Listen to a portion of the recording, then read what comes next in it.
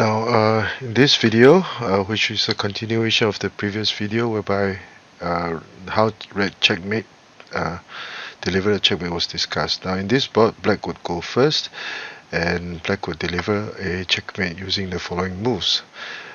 Similar to red attacking the advisor, black would sacrifice the chariot, forcing the king out. Now if black used the advisor, red would checkmate. If here, checkmate. Red moved the king, black would deliver a checkmate in this manner.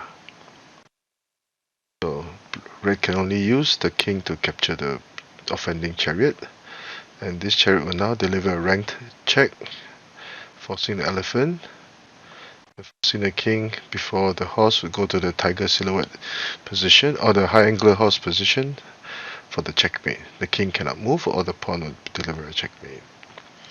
So this is another example of using the chariots and horse in combination, and the different positioning of the horse will have huge impact on the game.